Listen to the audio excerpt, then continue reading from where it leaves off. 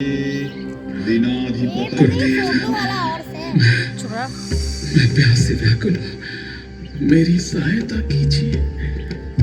अवश्य पुत्र, आओ, मैं तुम्हें पास की एक शिला के पास लेकर चलता हूं, जहां एक गुप्त झरना है।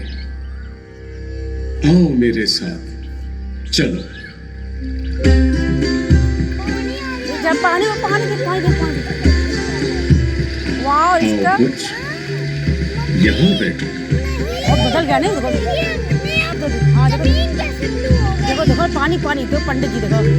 लो वत्स, इस कुंड के जल को ग्रहण करो। देखो ना, देखो देखो सब ठीक हो जाएगा।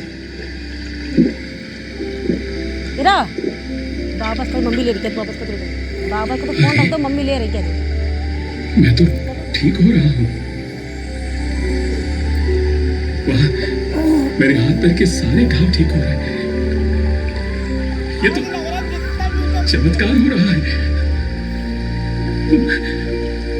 मेरा शरीर एकदम ठीक हो रहा है। मैं पूर्ण रूप से स्वस्थ हो रहा हूँ। मैं स्वस्थ हो रहा हूँ। हे गुरुदेव, आपको मेरा शत शत नमन। मैं आपका आजीवन ऋणी रहूंगा।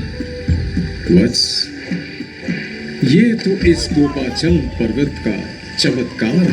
पूरा मैं तो निमित्त मात्र हूँ।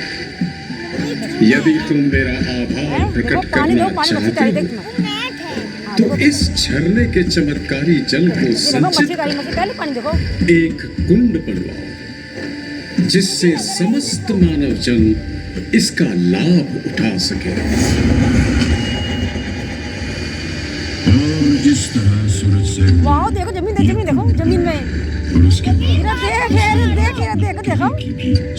पापा देखो, पापा देखो कैसे जमीन का खोद रहे, देखो इरा के जमीन, तारा का जमीन का खोद रहे। इस किले से हिंदुस्तान के भाग्य से संबंधित कई महत्वपूर्ण निर्णय हुए। प्राचीन और मध्यकाल में बहुत से राजाओं और साम्राज्यों की ऐसे रहा क्या? पापा बढ़ो, पापा बढ़ो, पापा दिखाएं, पापा बढ़ो। इस किले के निर्माण में कई राजाओं ने कन्नौज के यशोवर्मन, गुर्जर प्रतिहार राजा मेहरवंश, कच्छप के राजा कीर्तिराज, इंग्लिश स्वराज्य के योद्धा और हिंदुस्तान के पाटन राजर्षि महादजी सिंह। 11वीं शताब्दी में संसार आक्रमणकारी महमूद गजनवी के विनाशकारी आक्रमण तत्व को रोक दिया था। देख देख देख देख देख सैनिक चढ़ो, वाह देख सैनिक चढ़ो ऊपर, देखो देखो देख सैनिक देखो ऊपर चढ़ो, बस सैनिक को देखो। अरे पगला, वो देखो सामने युद्ध हो रहा, देखो सामने बहुआ नहीं दिख रहा ना।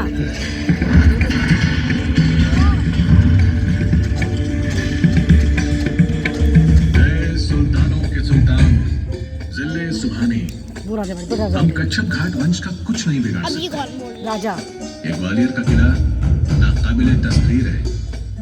संगलात किला संगीन चट्टानों से घिरा हुआ है हुजूर। हमारे बेहतरीन से बेहतरीन कमांडबाज भी इसकी दीवारों पर चढ़ने पर नाकाम रहे हैं। तुम उसके सामने अपनी शिकस्त का इकबाल करने की गुस्ताखी कर रहे हो, जिसने सारे हिंदुस्तान को तहस नहस करके रख दिया है। जाओ, कहीं न कहीं इसकी किलाबंदी में कमजोरी की दरार जरूर होगी। जाओ, पता करो और किले पर हल्ला बोल दो। महमूद गजनवी के सिपाहियों ने लाख कोशिशें की, लेकिन हर बार नाकाम रहे। 4 दिन किले के इर्द-गिर्द घेराव के बाद भी कुछ हासिल नहीं हुआ। झुंझलाए हुए महमूद गजनवी को पहली बार अपनी फौज को वापस लौटने का हुक्म देना पड़ा। कितना बढ़िया लग रहा, वाह। बच्चे रहते हैं आसपास के।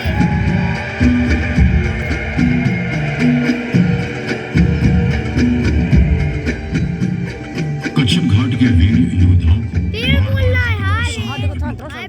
पहले महमूद गौरी और तुर्की फौज, फिर दिल्ली के गुलाम वंश के सुल्तानों से, फिर भी वीर राजपूतों ने आखिरी दम तक लड़ने की ठानी थी। कच्छप घाट के वीर योद्धाओं, राजा मारे को पढ़ को पढ़ समय आ गया है। राजा बोले देखो पढ़ अब हमारे सामने एक ही रास्ता है, जिल्लत या मौत। जो दृढ़ राखे धर्म को, वे ही राखे करतार।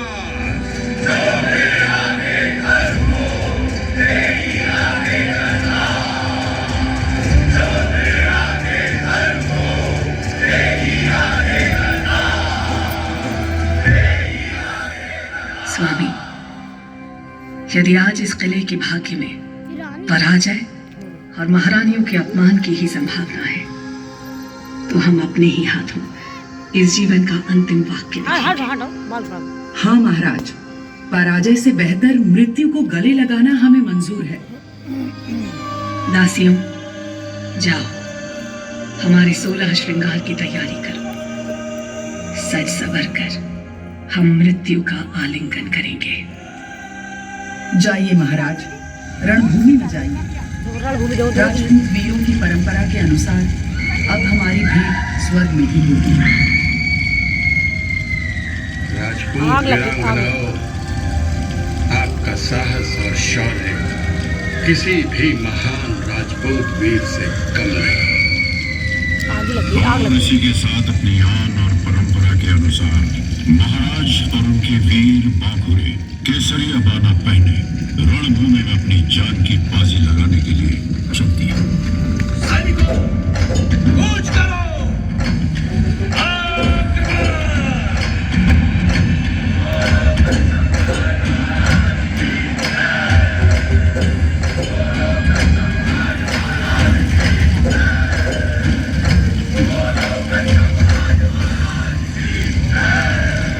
दिल्ली में तख्त ताज पलटते थे तो असर ग्वालियर पर भी पड़ता था। ग्वालियर किला दिल्ली की खिलजी वंश और फिर तुगलक वंश के हाथ आया। तुगलक द्वारा वीर सिंह तोमर किले का राज प्रमुख नियुक्त किया गया। सुंदर लगा, वाह वीर सिंह ने शीघ्र ही अपनी स्वतंत्रता की घोषणा करके तोमर वंश की सत्ता की स्थापना की। तोमर वंश ने ग्वालियर पर लगभग 200 सालों तक राज किया। जब सन 1450 में महाराज डुगरेंद्र सिंह का राज तिलक हुआ, तोमर वंश इस राज्य क्षेत्र में महत्वपूर्ण राज शक्ति बन गया था। 1486 में तख्त पर एक राजा बैठे। उनमें एक महान शासक के सभी गुण थे। महाराज दक्ष शासक थे तो निपुण राजनीतिज्ञ भी। सहनशीलता और जोड़ तोड़ की नीति में उनकी मिसाल नहीं थी। महाराज कल्पनाशील भी थे और कला के परम उपासक और संरक्षक भी। ये सब तो उनमें था ही। बड़े रंगीन मिजाज और परम प्रेमी भी थे। मान सिंह था उनका नाम। बाबा छूना है। उन्होंने अपने सपनों का साकार महल बनवाया और नाम रखा मान मंदिर। भाई, हिंदुस्तान में महल तो बहुत है, पर इस जैसा नायाब महल कोई नहीं। अरे ये इतना ऊंचा है कि हवा भी इसकी चोटी तक नहीं पहुंच सकती है। ये देखो, मंदिर का भीतरी हिस्सा कितने अद्भुत रंगों से सजा है। विश्वास नहीं होता। अरे इसमें यह खूबसूरत नक्काशी तो देखो, और जरा इन दीवारों पर लगे रंगों की चमक तो देखो। मेरी तमन्ना है कि मैं जमीन के अंदर बने केसर कुंड की बगल वाले ठंडे कमरे में जाकर देखूं। फोटो है।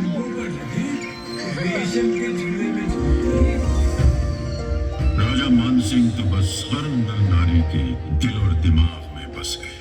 लोग आज भी गुजरी सुंदरी, नन्ही और मान सिंह की प्रेम कहानी सुनाते हैं। एक बार जब राजा शिकार पर निकले तो उन्होंने खूंखार जंगली भैंसे से मुठभेड़ करते हुए एक लड़की को देखा। हे भगवान, ये कौन लड़की है जो देवी की तरह भाले चला रही है? कमाल हो गया। देखो देखो देखो, क्या भाला चला है? अरे वाह, क्या बात है! कितनी ताकत है इसमें! कितना कमाल कर दिया इस लड़की ने! अरे चुप करो, महाराज आ रहे हैं। सावधान!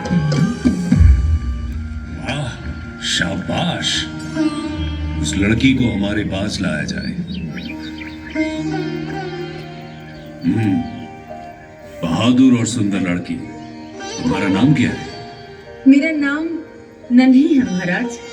लड़की, अदब से सिर झुका। तू महाराज से बात कर रही है। इसे ऐसे ही रहने दो। लड़की, तुम बहुत सुंदर हो। तुम्हारे लिए ये नन्ही नाम ठीक नहीं है। मैं तुम्हारा नाम मृगनयनी रखता हूं, हिरनी सी आंखों वाली लड़की। हम तुम्हारी वीरता से अत्यंत प्रभावित हुए हैं और तुमसे विवाह करना चाहते हैं। ब्याह के लाने मेरी कछु शर्तें हैं। ए मोड़ी, तू का महाराज को नहीं पहचानी? इनके सामने नजरें झुका के आदर से बात कर। शांत, आप बीच में मत बोलिए। हाँ, हम तुम्हारी शर्तें सुनना चाहेंगे, बताओ। महाराज, पहली शर्त, मैं न तो पर्दा में रहूंगी और ना ही एक ही महल में दूसरी रानिन के संग। ठीक है। दूसरी शर्त, हमारी साख नदी ही हमारी शक्ति को कारण है। यो नदी को पानी भी हमें ग्वालियर में चाहिए होगो। तीसरी शर्त, मैं हमेशा आपके साथ ही साथ रहूंगी और हर जगह आपके साथ ही चलूंगी, चाहे युद्ध ही क्यों न हो। आप जहां जहां जाओ, मैं भी संग ही रहूंगी। मंजूर। राजा मानसिंह ने नन्ही की सारी शर्तों को मानते हुए उसे नए नाम से रानी मृगनयनी घोषित किया। मृगनयनी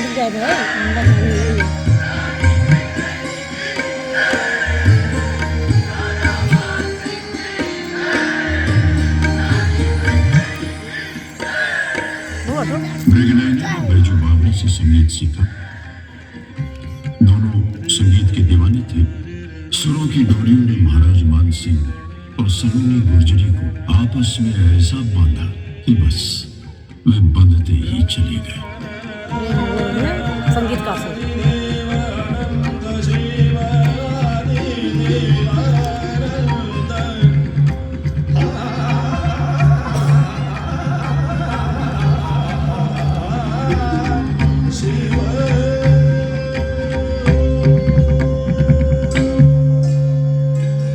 भारत की सर्वोत्तम शास्त्रीय संगीत विधाओं में ध्रुपद ध्रुपद के सृजन का सहरा महाराज मानसिंह की ही है। देश के कोने कोने से संगीत के विद्वान मान मंदिर की यात्रा के लिए आने लगे। महल के विशाल और सुंदर कक्ष भारतीय शास्त्रीय संगीत की सुरताल से गूंजने लगे।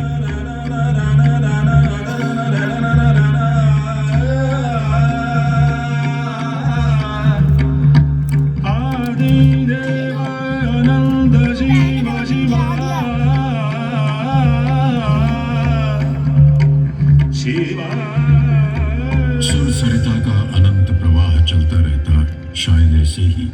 पर महाराजा मानसिंह का स्वर्गवास हो गया। उसके बाद शीघ्र तोमर वंश के पूरे दिन आ गए। दिल्ली के इब्राहिम लोदी ने ग्वालियर किले के गिर्द घेरा डाल दिया। इस तरह पूरे 2 वर्ष गुजरे। 2 साल बीत गए हैं। रसद भी खत्म होने की कगार पर है। एक समय यहाँ की आबो हवा संगीत और कला से सराबोर थी। अब ये आलम है कि तोप के गोलों की गूंज और तलवारों की खनकार में मौत के खौफ तले सब कुछ दब गया है। पता नहीं कब वक्त गोलीबारी कब बंद करेगा। कितना गुबार उठ रहा है।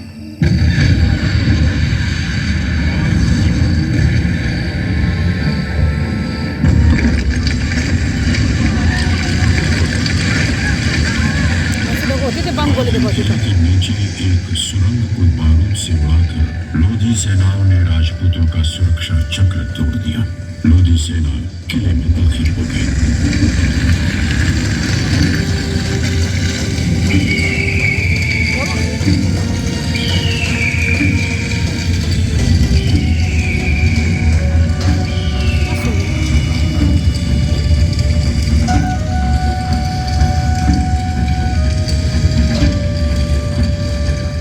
प्रथम मुगल सम्राट बाबर ने भारत पर हमला कर दिया था।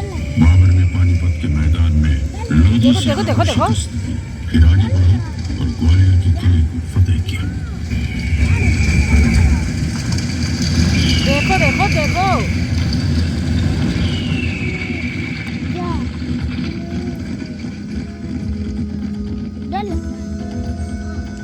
पागल लगती भाव देखो डर लगता क्या लग रहा है। युद्ध के साथ शांति और खून खराबे के साथ स्थिरता के दिन भी आए, जब तलवारों की खनखनाहट और युद्धों का उन्माद संगीत की लहरों और काव्य रस की सरिता में डूब गए। शहंशाह सूरी ने यह किला शहंशाह हुमायूं से छीन लिया था, मगर अकबर की अगुवाई में मुगलों ने इसे जीत कर वापस हथिया लिया।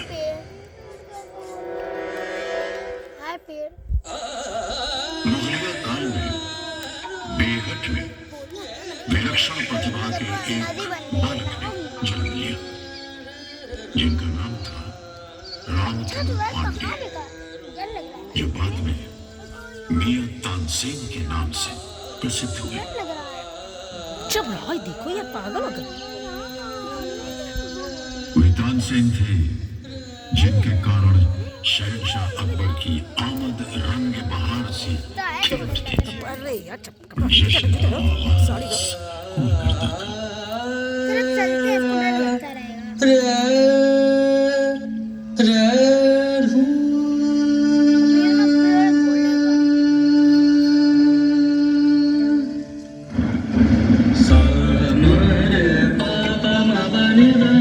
एक संगीत पानी तक जाना है जाना पानी बस रहा पानी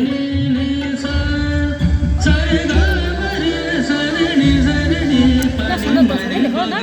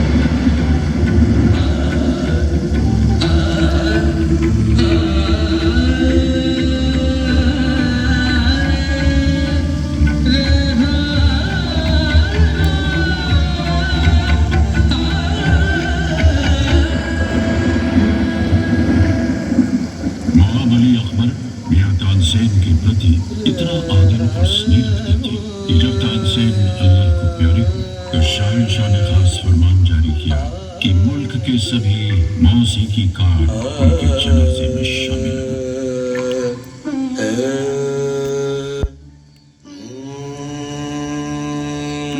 ग्वालियर जब शहंशाह अकबर की सल्तनत का हिस्सा बना, उस दौरान इस किले को एक विशाल कैद खाने के रूप में तब्दील कर दिया गया था। यहाँ से किसी का निकलना मुश्किल था। इस किले से हंसती गाती महकती जिंदगी गायब हो गई। यहाँ विद्रोहियों और राजनीतिक बंदियों को कथकड़ी और बेड़ियों में रखा जाने लगा। कैसे तेजी से मुझे बैठे जेल में। हमारा ये शानदार किला आज दुख दर्द की सराय बन गया है। बड़े दुख की बात है कि इसी महल के खूबसूरत सर्द खानों में कभी रानी महारानियां धूप की तपिश से बचकर आराम फरमाया करती थी। आज वही सर्द खाना फांसी खाने में तब्दील हो चुका है। न जाने कितने शाही कैदी इन अंधेरों में डूब गए हैं। नहीं नहीं दूर से मत कुछ मारो तो बहुत दिक्कत रहम करो, मुझ पर जबरदस्ती मत करो, रहम करो, रहम करो, रहम करो, रहम करो। ऐसे नहीं पिएगा, फ्रांसीसी यात्री बर्नियर ने अपने ग्वालियर प्रवास पर शाही कैदियों की दुर्दशा को बयान करते हुए लिखा था कि यहाँ कैदियों को पोस्त पिलाई जाती थी, जिसे अफीम की डोरी बनाया जाता था। इसके असर से कैदी का शरीर धीरे धीरे सूख जाता था। जुल्म के शिकार कैदी अपना दिमाग खो बैठते और धीरे धीरे वे मौत की गोद में एक कैदी ऐसा भी था जो इस किले से जीवित बच निकला। वो और कोई नहीं बल्कि सिखों के गुरु हरगोबिंद सिंह जी थे। सतगुर बंदी छोड़ है, सतगुर बंदी छोड़। मल्लिका नूरजहां के कहने पर शाहजहां जहांगीर ने उनकी रिहाई का फरमान जारी किया था। अरे भाई, सुना कुछ? गुरु ने किले से अकेले रिहा होकर जाने से इनकार कर दिया है और शहंशाह ने कहा है कि जितने कैदी गुरु के दामन को पकड़ सकते हैं वो उनके साथ रिहा होकर जा सकते हैं। रात भर सभी लगे रहे। गुरु के दामन के साथ एक एक करके कई झालरें टांकी गई, लेकिन गुरु का दामन फैलता ही चला गया। इस तरह 52 कैदी उनके साथ रिहा हो गए।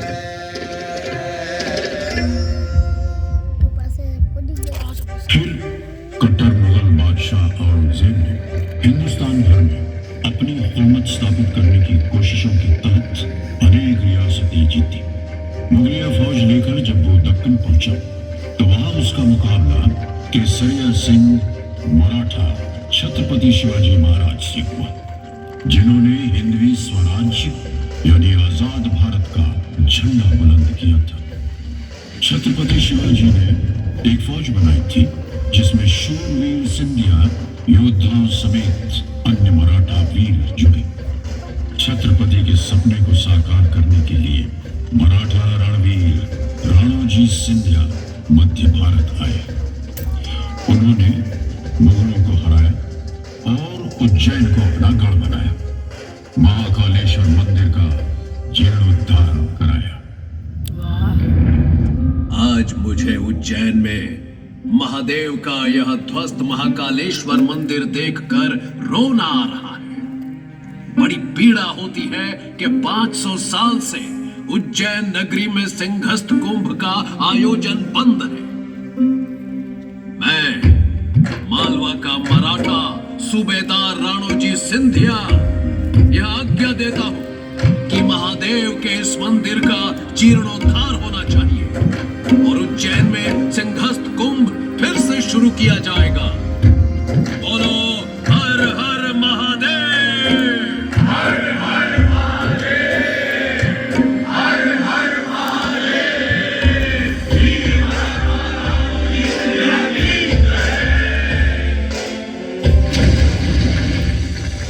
वीर राणोजी के उपरांत उनके पुत्र महादजी सिंधिया ने स्वराज का केसरिया झंडा लेकर 1765 में ग्वालियर, 1771 में दिल्ली और उसके बाद लाहौर और अटक तक का इलाका जीत लिया और समस्त हिंदुस्तान में सिंधिया वंश का नाग निशानी भगवा ध्वज बुलंद किया। महादजी सिंधिया ने गुलाम भारत में फिर से स्वतंत्रता का डंका बजा दिया। मेरे साथियों, आज सिंधिया फौज ने केसरिया झंडे के नीचे सभी हिंदुस्तानियों को एकत्र कर दिया है।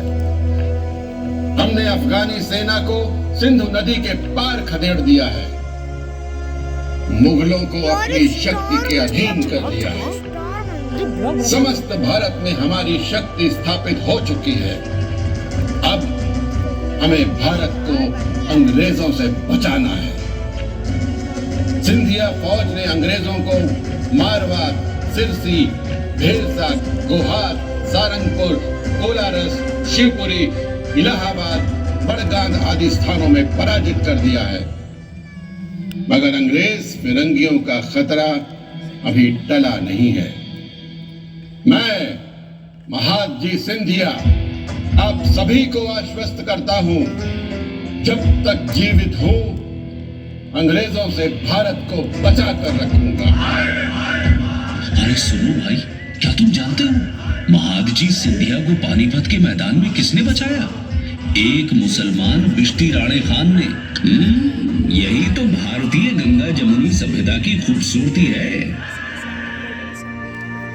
मेरे जांबाज सिपाहियों, आज हम अपने बहादुर भाई राणे खान का आदर करने जा रहे हैं, जिन्होंने मुझे दूसरा जीवन दिलाया। आप सबको मालूम है इन्होंने पानीपत की युद्ध भूमि से मुझे कैसे बचाया। मैं उनको और उनके उत्तराधिकारियों को खवासी वाले की पदवी प्रदान करता हूं। हमारे और इनके परिवारों के बीच का रिश्ता हमेशा बना रहेगा।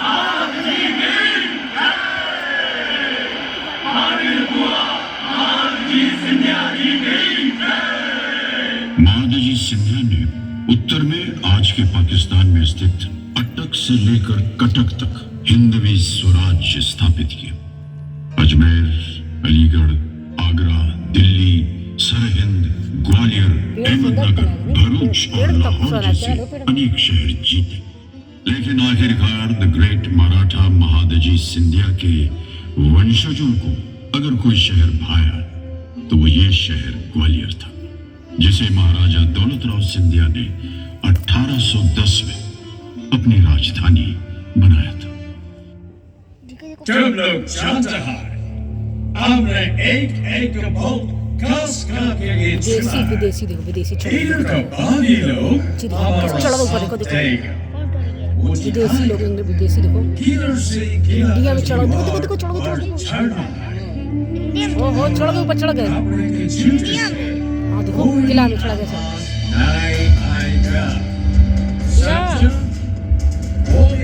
किला हिंदुस्तान का चाबी है। इसको फतेह करना और ना ही जरूरी है जितना कि फांसी की लड़ाई में हमारा जीत। लेकिन बाद में महादजी सिंधिया ने किले पर पुनः कब्जा कर लिया। उनके उत्तराधिकारियों की सैन्य शक्ति से अंग्रेज लगातार परेशान रहे। 1843 में दोनों सेनाओं का महाराजपुर में मुकाबला हुआ। सिंधिया की फौज अकेली लड़ी और नेस्त नाबूद हो गई।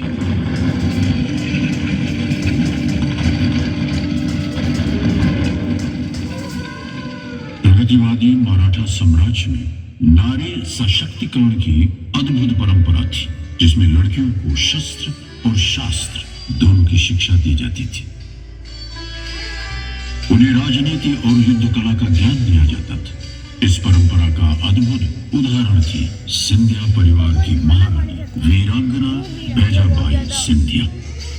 तलवारबाजी में निपुण वे बैंकर रानी के नाम से प्रसिद्ध थी।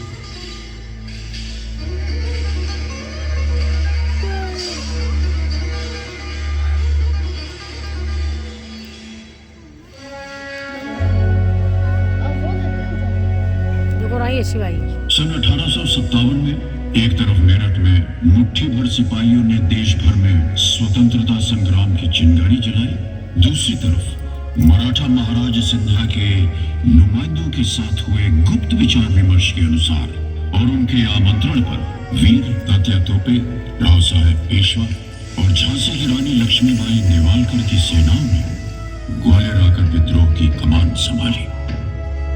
कहते हैं महारानी ताराबाई सिंधिया के कहने पर हमारे जांबाज क्रांतिकारियों के लिए सिंधिया कोषालय खोल दिया गया था।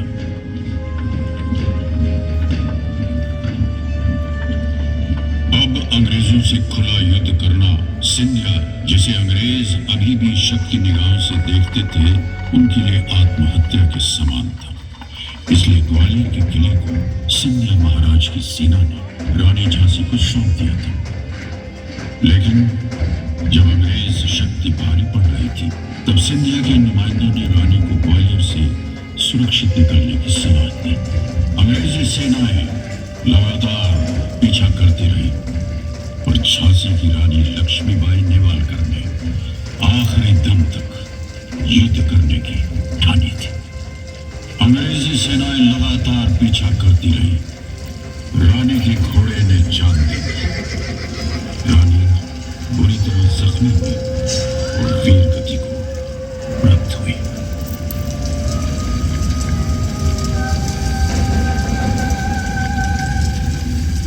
बाद के वर्षों में मराठा सिंधिया राजवंश की छत्र छाया में ग्वालियर फलता फूलता रहा। उसके बाद ग्वालियर सिंधिया रियासत में कला, संगीत कला नई ऊंचाइयों को छूने लगी।